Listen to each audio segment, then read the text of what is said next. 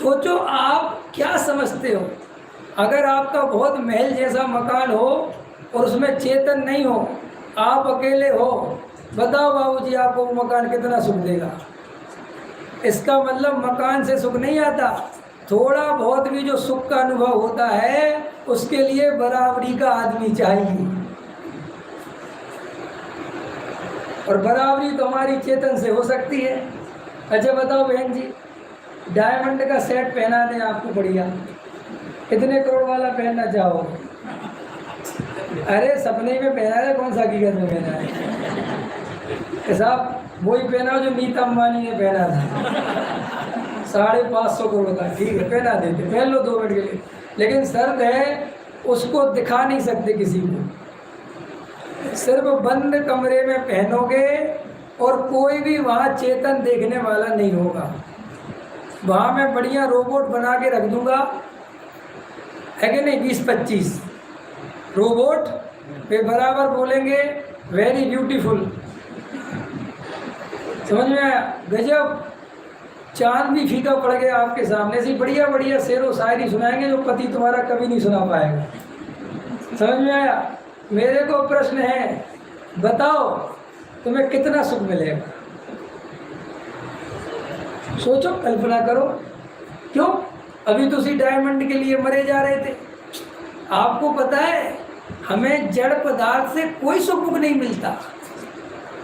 आपके पास बड़ी कार है, आपको लगता है साहब लग्जरी है इसलिए आपको सुख मिलता है? नहीं, आपकी कार अगर कोई नहीं देखे, आपकी वो लग्जरी कार कोई नहीं देखे तो आपको वो लग्जरी लगनी नहीं है। और इतने में अम्बानी ने सोने वाली खड़ी कर दी बाजू में, तो उसमें तो माचिस लगाने का मन करेगा। क्यों अभिषेक? ये गहरी बात बता रहा हूं मैं, क्योंकि जड़ पदार्थों में हमें सुखी देने की ताकत नहीं है, वे हमें रंच मात्र भी सुखी नहीं करते। हमारी तो साथ क्या है कि हम अंदर से अपने को बहुत खाली और बहुत दरिद्री और बहुत कमज़ोर अनुभव करते हैं, और हमारे अंदर ये जो खालीपन है, इस खालीपन को अपन जड़ पदार्थों से भरना चाहते हैं। और वो क्यों भरना चाहते हैं कि मैं आपकी नज़रों में भरा हुआ थोड़ा सा लगूं। आप समझ में आया? जैसे चिन्मय भाई साहब या कोई भी, मैं आपसे गया, मैंने कहा या आपने कहा भाई साहब और कैसे, मैंने कहा ठीक है। अब आपको थोड़ी देर में लगा कि ये पहचान नहीं रहा कि मैं कौन हूँ, और वो आपसे नॉर्मल बात कर रहा है, ठीक है।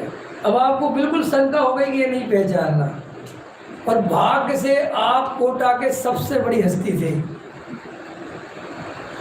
तो हमें इतनी बेचैनी होती है कि तुरंत बताओ इसे मैं कौन हूँ। कहाँ गए हमारे बहन जी? कहाँ है?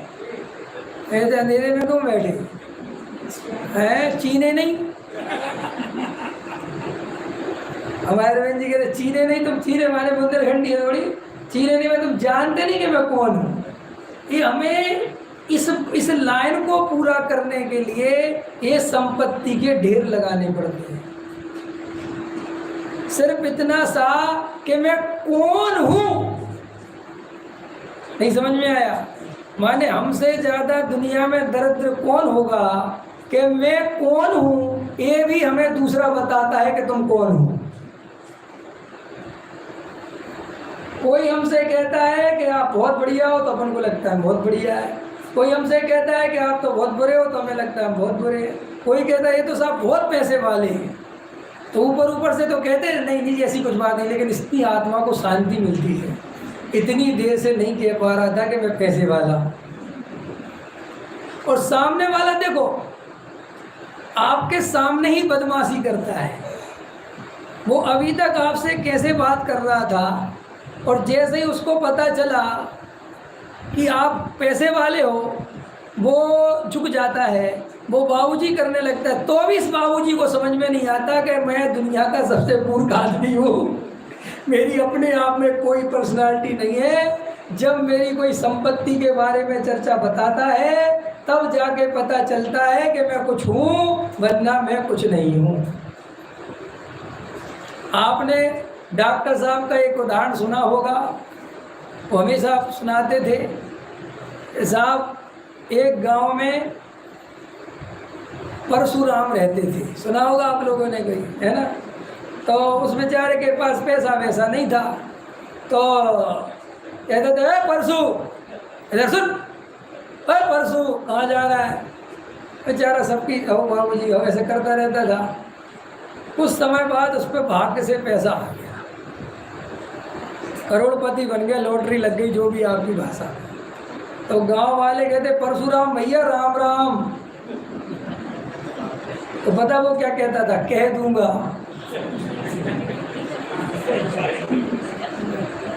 तो बोले यार ये क्या उत्तर है, अपन बोलते तो इनको है और ये कहते हैं कि कह देंगे। तो एक ने कहा कि भाई साहब किसको कह दोगे, मैं आपको कह रहा हूँ। बोले झूठ मत बोल, तू जिसको बोल रहा है उसकी चाबी यहाँ लटक रही है, अभी जाके उसको बोलूँगा कि भला भला तेरे को राम राम बोल रहा था, मैं तो वो ही परसू हूँ। ये हमें हंसी आती है, अपन हंसते हैं, लेकिन ये हमारी कहानी नहीं है। हम ऐसे ही नहीं हैं। हम पूरे जीवन क्या कोशिश करते हैं कि बस मैं कुछ हूँ, ये आप स्वीकार कर लो। ये हमारे पूरे जीवन का निचोड़ है। फिर चाहे कोई पैसे के ढेर लगा के मैं कुछ हूँ ये साबित करे, फिर कोई पंडितियाई से साबित करे, फिर चाहे कोई गायकी से साबित करे, फिर चाहे कोई एक्टिंग से साबित करे, फिर चाहे कोई प्रधानमंत्री बन के साबित करे, लेकिन साबित सब इसी करने में लगे हैं कि मैं कुछ हूँ। और मजेदार बात है, सारी दुनिया इस काम में लगी है कि तुम कुछ नहीं हो।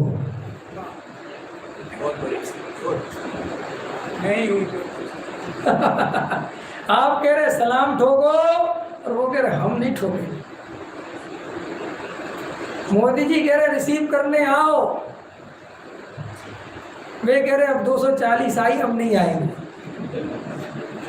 नड्डा जी अब पता है, अभी रूस से लौटे तो न्यूज बनी, रूस से आए, उन्हें मोदी जी ने बाहर निकले अपने विमान से, तो चारों तरफ देखा कोई है ही नहीं।